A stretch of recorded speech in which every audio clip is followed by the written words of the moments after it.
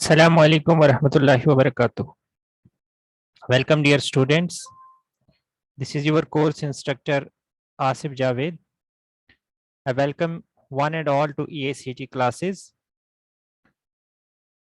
As all of you know that we have done 2D mensuration and we have recently started 3D mensuration. And in 3D mensuration, we have so far done cube and cuboid. So I will be carrying on with the 3D mensuration, and in today's lecture we will be covering right circular cylinder, right circular cone, and we will also be taking up sphere, hemisphere. So these are the various 3D figures that we will be taking up in today's lecture, and we will also try to take some problems related to these concepts. So let's start.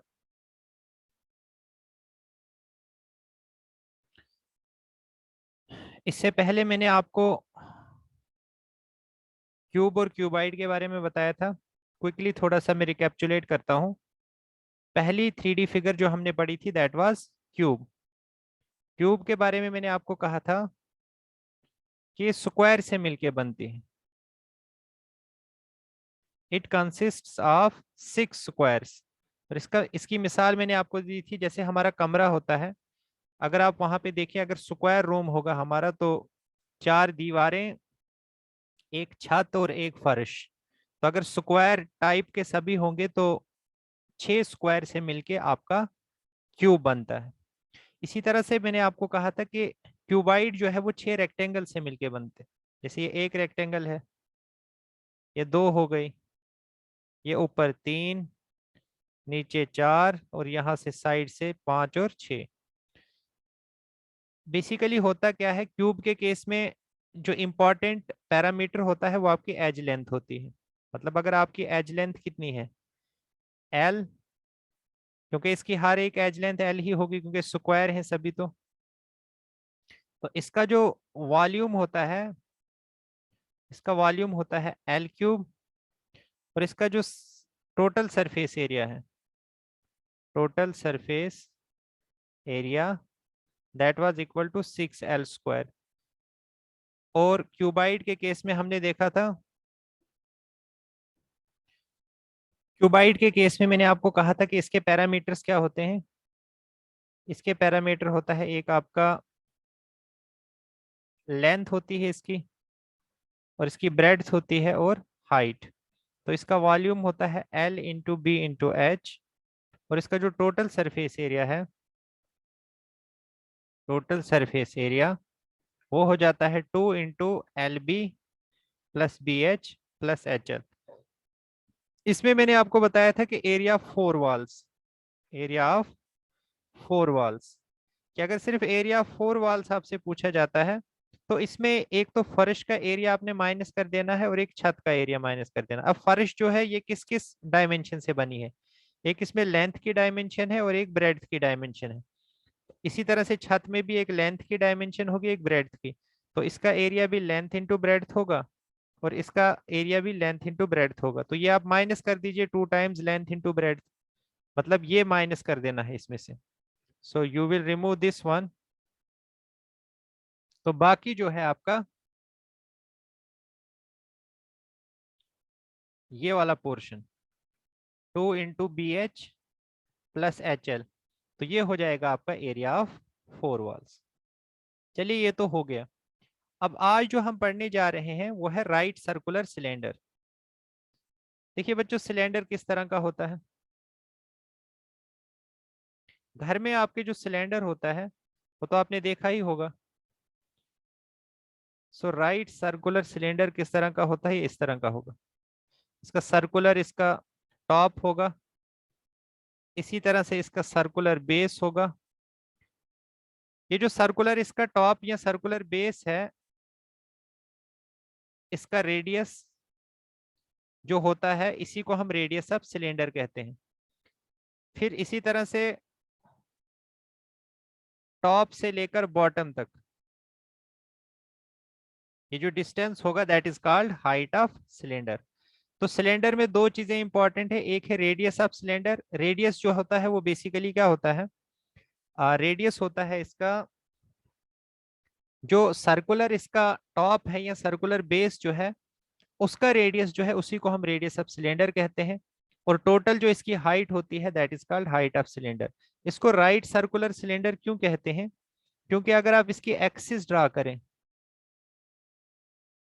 इसके बीचों बीच अगर एक axis आप draw करें, this is perpendicular to base, it makes an angle of 90 degree with the base, इसी वजह से इसको क्या कहते हैं, राइट सर्कुलर सिलेंडर।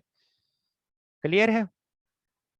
अगर ये 90 डिग्री ना बनाती है ये एक्सिस इसके साथ एंगल, तो ये राइट सर्कुलर सिलेंडर नहीं होता। लेकिन हमारे जो सिलेबस में है वो राइट सर्कुलर सिलेंडर ही है, नहीं हमें यही पढ़ना है। अब इस सिलेंडर की क्या क्या खासियतें होंगी, सबसे पहले इसके वॉल्यूम की बात करते हैं। इसका वॉल्यूम किसके इक्वल होता है, इसका वॉल्यूम होता है pi r square h. Number one, इसका वॉल्यूम इसके इक्वल होगा। फिर दूसरा होता है इसमें दो चीजें होती हैं, एक होता है इसका करूड और लेटरल सरफेस एरिया।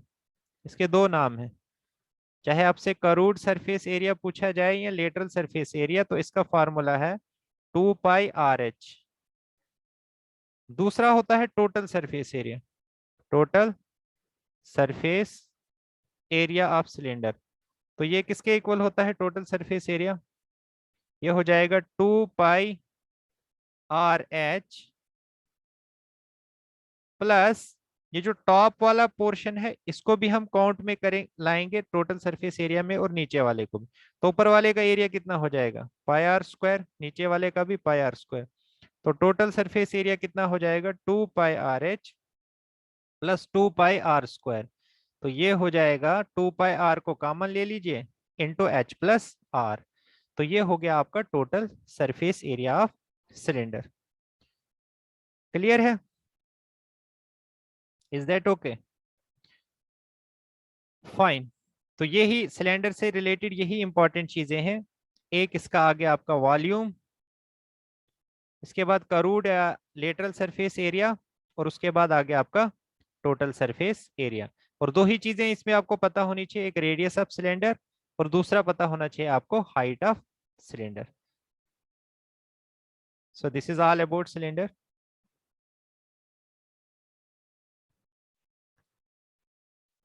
तो ये सिलेंडर के बारे में मैंने आपको बताया कि इसका वॉल्यूम जो है वो पाई आर स्क्वायर एच होता है, इसका करूड सरफेस एरिया या lateral surface area 2 pi are H होता है, और total surface area 2 pi R into H plus R.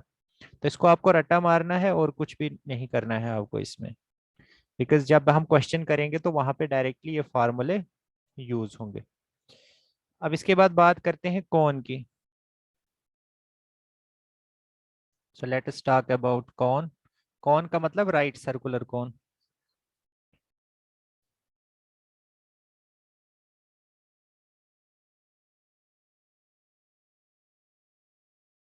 तो राइट सर्कुलर कौन कुछ इस तरह का दिखेगा आपको।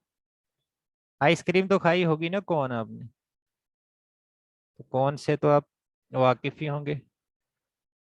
ये दिस इज इन्वर्टेड कौन। इसको अगर मैं इस तरह से यहाँ पे डायमीटर इसका ड्रा करूं,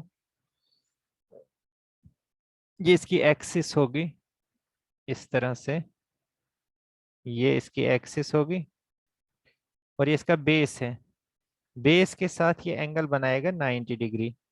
तो 90 डिग्री को राइट एंगल कहते हैं, और उसी वजह से इसको हम कहते हैं राइट सर्कुलर कोन। गौर से सुनिएगा मेरी हर बात को, बिकॉज हर बात मेरी इंपॉर्टेंट होने वाली है अगले कुछ सेकंड्स में। सबसे इंपॉर्टेंट चीज जो आपको कोन में देखने को मिलेगी, जैसे सिलेंडर में होता था, जो इसका सर्कुलर बेस होता है, सर्कुलर बेस का जो रेडियस है उसी को हम रेडियस ऑफ कोन कहते हैं। तो ये जो रेडियस इसके सर्कुलर बेस का होगा, this radius is called radius of cone. Clear है। और ये जो आपकी हाइट है बेस से लेकर टॉप तक, इसको कहते हैं H, this is height of cone, this is height of cone. in fact this is called vertical height of cone, this is called vertical height of cone। दूसरी एक हाइट आपको दिख रही है, ये जो इस तरह की है, जो टेढ़ी टेढ़ी सी हाइट आपको दिख रही है, इसका नाम होता है, इसको एल से डिनोट करते हैं और इसको कहते हैं स्लांट हाइट। इसको क्या कहते हैं? Slant height. और ये जो है आपकी, दिस इज वर्टिकल हाइट, इसको एच से डिनोट करते हैं, दिस इज स्लांट हाइट। अब गौर से देखिए, ये एच जो है ये भी एच के इक्वल होगा। यहां से लेकर यहां तक का जो डिस्टेंस है, ये वाला जो मैं रेड से मैंने डार्क किया, अब ये क्या है आपका? ये आपका आर है, ये आपका एच है। तो अगर आप गौर से देखें तो स्लांट हाइट क्या बनेगी? This is your slant height, this is your radius, this is your H. तो यहाँ से स्लांट हाइट के लिए भी आपको एक एक्सप्रेशन मिल जाएगी, अगर आपको पाइथागोरस थ्योरम पता है, क्योंकि ये राइट ट्राइंगल बनेगी, ये राइट सर्कुलर कौन है तो इसलिए राइट ट्राइंगल बनेगी। तो हाइपोटेन्यूज का स्क्वायर हो जाएगा रेडियस का स्क्वायर प्लस हाइट का square, because this is perpendicular का स्क्वायर प्लस बेस का स्क्वायर। सो एल हो जाएगा आपका under root are square plus H square. तो अगर स्लांट हाइट ऑफ कौन आपको पूछी जाती है, या आपको स्लांट हाइट ऑफ कौन चाहिए, तो आपको रेडियस ऑफ कौन पता होना चाहिए और वर्टिकल हाइट ऑफ कौन पता होना चाहिए। तो चलिए, ये सब चीजें जब हमें पता है तो सबसे पहले बात करते हैं हम वॉल्यूम ऑफ कौन की। तो वॉल्यूम ऑफ कौन किसके इक्वल होता है? वॉल्यूम ऑफ कौन, दिस इज इक्वल टू, ये होता है 1/3 पाई आर स्क्वायर एच। किसके इक्वल होता है? 1/3 पाई आर स्क्वायर एच। सिंपली इसको याद रखने का तरीका क्या है? सिलेंडर का तो आपको याद ही है ना, सिलेंडर में होता था 1 पाई आर स्क्वायर एच। तो इसमें आपको बस ये याद रखना है कि पाई आर स्क्वायर एच के साथ 1/3 लगाओ, तो this gives you the volume of cone. दूसरी चीज आती है स्लांट हाइट। तो स्लांट हाइट तो मैंने आपको बता ही दिया, this is slant height. Slant height हो जाएगी आपकी under root are square plus H square. इसके बाद इंपॉर्टेंट क्या आता है आपका? Curved surface area. जैसे हम पहले भी पढ़ते आए हैं, इसको करूड सरफेस एरिया भी कहते हैं, are you call it lateral surface area. Lateral surface area. इसमें बस ये जो सर्कुलर बेस है ना, इस सर्कुलर बेस का एरिया नहीं होगा, क्योंकि ये सर्कुलर बेस इसका होलो है, तो ये इसमें नहीं आएगा। तो जब लेटरल या करूड सरफेस एरिया हम लेंगे तो ये सर्कुलर बेस को छोड़ के इसको बाकी का एरिया आएगा, और वो किसके इक्वल होता है बच्चे? वो होता है पाई आर एल। पाई आर एल। पाई तो आपको पता ही है, पाई जहां पे भी होगा तो उसको आप यूज कीजिएगा 22/7। हालांकि ये इरेशनल नंबर होता है, मैं रिपीट कर रहा हूँ, it is an irrational number, और 22/7 इज रैशनल, लेकिन ये इसके करीब करीब इसकी वैल्यू होती है, तो फॉर आवर कैलकुलेशन पर्पज हम इसको 22/7 लेते हैं। तो pi are l, this is our curved surface area. R is radius of cone, l is slant height, और स्लांट हाइट किसके इक्वल है? Under root are square plus H square. चलिए, ये भी हो गया करूड सरफेस एरिया। नेक्स्ट बात करते हैं टोटल सरफेस एरिया की। टोटल सरफेस एरिया ऑफ कौन किसके इक्वल होता है? टोटल सरफेस एरिया ऑफ कौन, ये किसके इक्वल होता है? This is equal to two sorry, this is pi are L plus, ये जो बेस का एरिया है वो भी इंक्लूड कर दीजिए, पाई आर स्क्वायर। तो इसमें से पाई आर को कॉमन ले लीजिए, अंदर बचेगा एल प्लस आर, तो ये है आपका total surface area, pi R into L plus R. तो ये हो गया आपका टोटल सरफेस एरिया भी। तो बस इतना ही आपको कौन के बारे में जो भी क्वेश्चन पूछा जाएगा, तो इन फार्मूला से आपका काम हो जाएगा।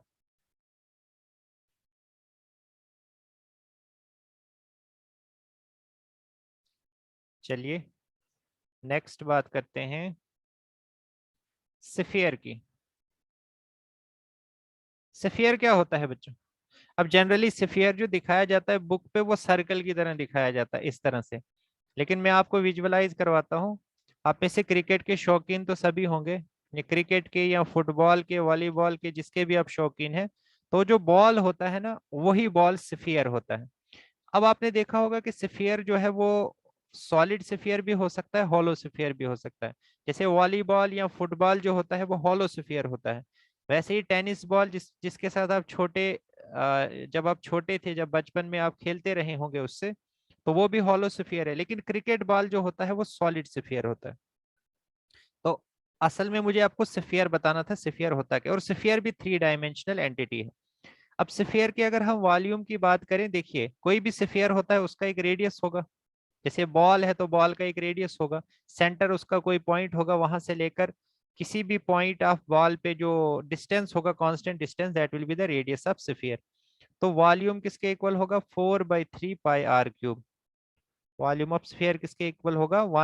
4/3 पाई r क्यूब। दूसरी चीज इसमें आती है, इसमें कोई करूड सरफेस और टोटल सरफेस एरिया डिफरेंट नहीं होगा, इसका सीधा टोटल सरफेस एरिया आता है। टोटल सरफेस एरिया होता है इसका 4 πr², that is equal to 4 πr², where r is the radius of sphere. Clear है? बट ये जो है आपका volume, this is volume of solid sphere. ये किसकी बात हो रही है? This is volume of solid sphere and this is total surface area of solid sphere. अब दूसरा आता है आपका हॉलो स्फीयर। देखो हॉलो स्फीयर का जब हम वॉल्यूम निकालेंगे, बेसिकली होगा क्या उसमें,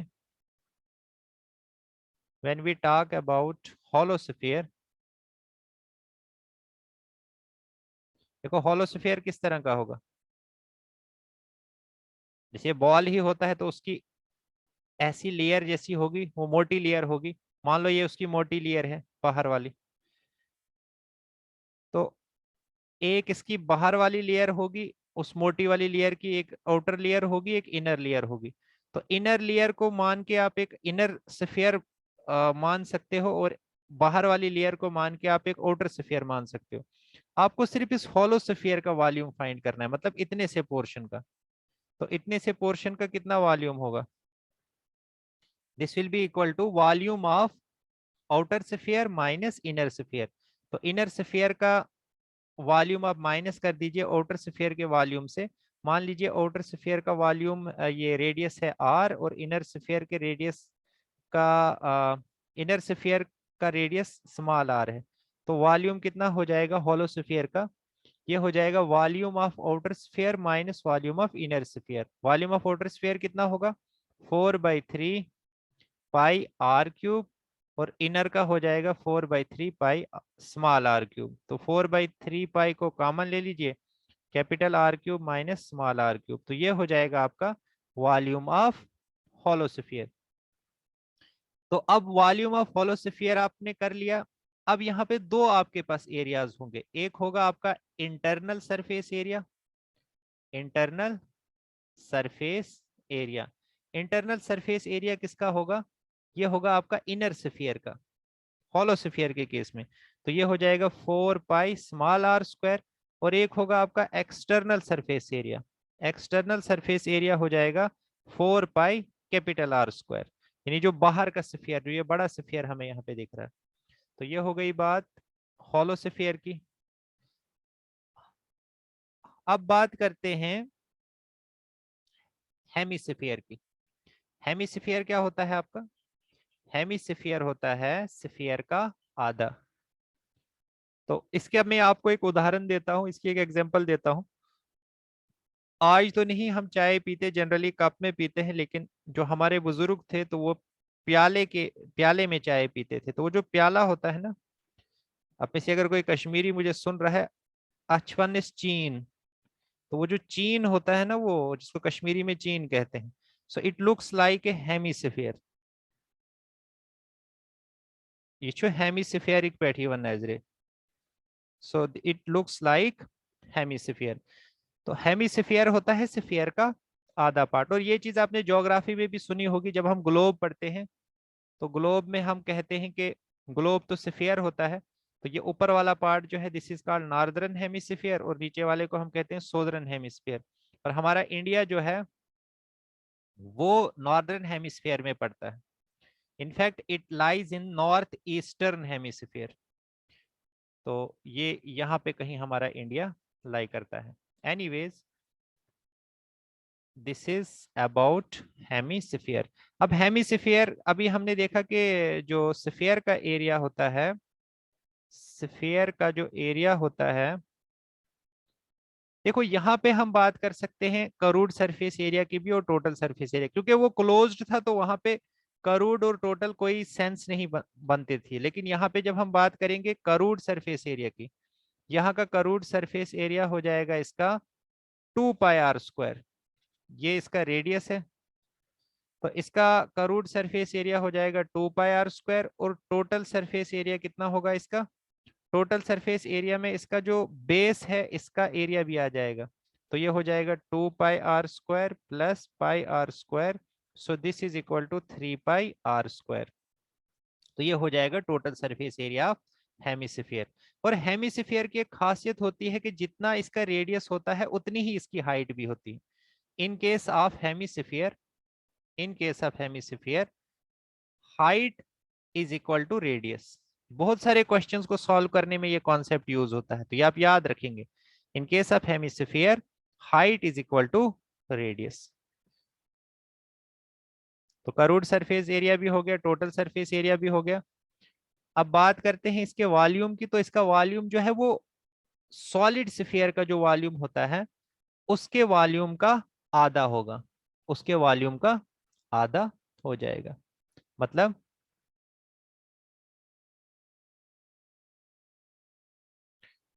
दिस विल बी,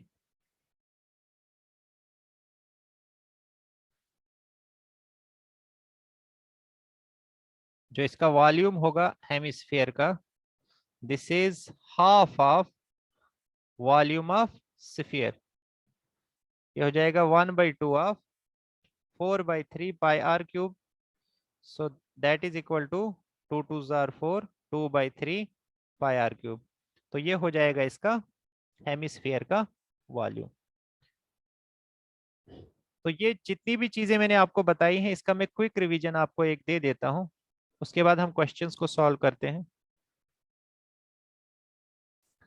हमने कहां से शुरू किया?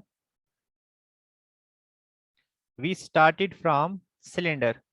हमने सिलेंडर से शुरू किया था। सबसे पहले मैंने आपको सिलेंडर के बारे में बताया। ये आपका राइट सर्कुलर सिलेंडर था, गौर से देखिएगा।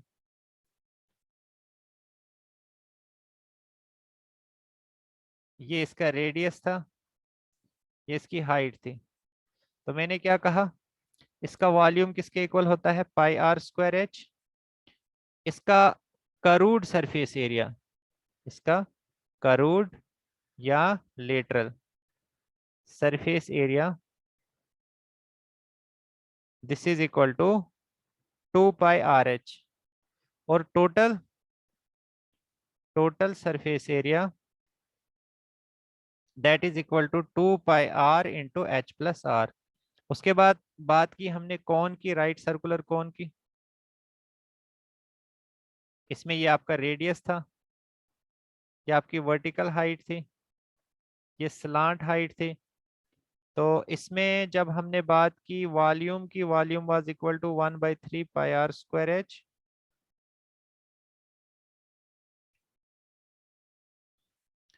तो वॉल्यूम किसके इक्वल होता है? That is 1/3 pi r square h।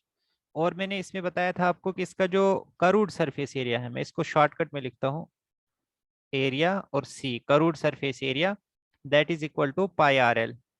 और ये l क्या है? This is slant height, that is equal to √r² plus h², where h is height of cone, vertical height, and r is radius of cone. फिर total surface area, total surface area किसके equal था? That was pi r into L plus r, that was pi r into L plus R. तो ये कौन से related मैंने आपको बताया। उसके बाद स्फीयर के केस में मैंने आपको कहा, स्फीयर में मैंने आपको क्या कहा,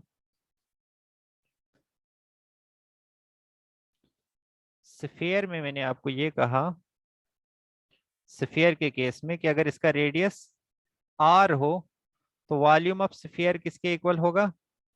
solid sphere, this is 4/3 pi r cube. इसका जो सरफेस एरिया है that is equal to 4 pi r square. और इसके बिलमुकाबिल जो आपका हेमिस्फीयर है, पहले उसको देख लेते हैं, उसका इसका हाफ हो जाएगा। इसका हो जाएगा 2/3 πr³ और इसका करूड सरफेस एरिया जो है वो हो जाएगा 2πr²। और इसका जो टोटल सरफेस एरिया है वो हो जाएगा 3πr²। अब तीसरा आ जाता है आपका होलोस्फीयर। तो होलोस्फीयर मैंने आपको कहा उसमें क्योंकि बीच वाला पोर्शन खाली होता है तो आउटर माइनस इनर करते हैं हम। आउटर माइनस इनर करते हैं तो वहां पे वॉल्यूम जो मिलता है हमें, that is volume of outer sphere minus volume of inner sphere, तो वो मिल जाता है हमें वॉल्यूम ऑफ होलोस्फीयर। और जो इसका सरफेस एरिया है, सरफेस एरिया उसका सेम ही रहता है, दैट इज इक्वल टू, वहां पे दो स्फीयर बन जाते हैं, इनर और आउटर स्फीयर। आउटर का हो जाएगा 4πR² और इनर का हो जाएगा 4πr²। तो ये मैंने आपको क्विक रिवीजन दे दी जितने भी हमने फार्मूले पढ़े हैं। तो चलिए अब एक क्वेश्चन करते हैं। क्वेश्चन क्या पूछा गया है?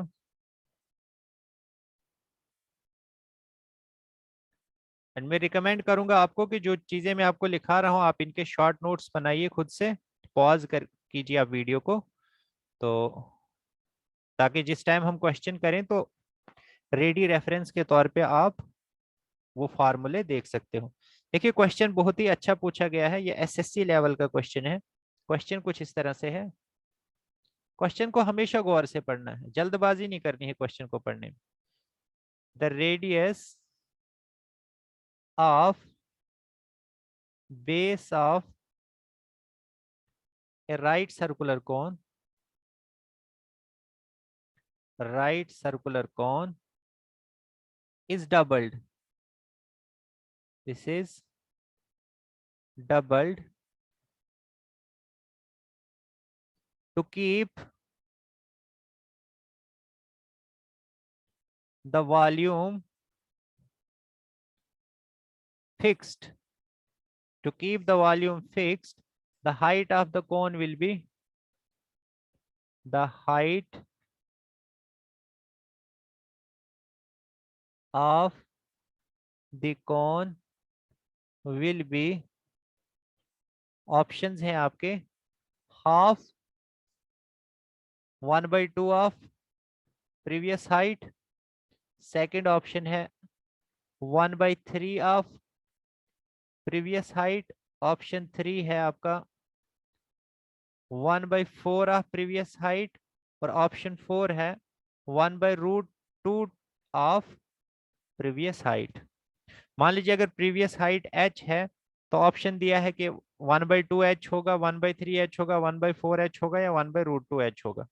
तो पहले क्वेश्चन को समझिए, क्वेश्चन में आपसे पूछा क्या गया है, बिल्कुल आप दिमाग में लाइए जितनी भी चीजें मैंने आपको बताई। आपको कौन का बताया हुआ है कि ये आपके पास कौन है,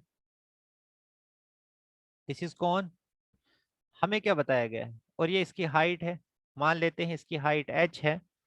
हमें ये बताया गया है कि इसके बेस, रेडियस जो है इसके बेस का, मतलब ये जो रेडियस है इसको डबल किया गया है।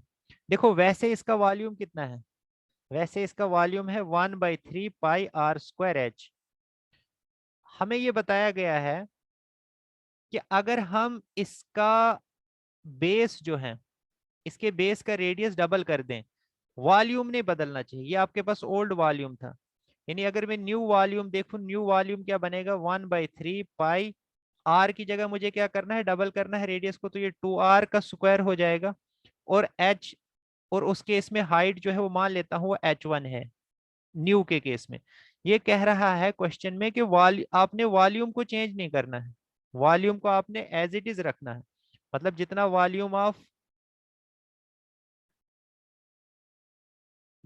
वॉल्यूम आपके पास ओल्ड वॉल्यूम था उतना ही नया वॉल्यूम भी होना चाहिए। मतलब कंडीशन ये बन रही है कि 1/3πr²h, जस्ट अ सेकेंड में इसको थोड़ा सा रब कर देता हूं। सो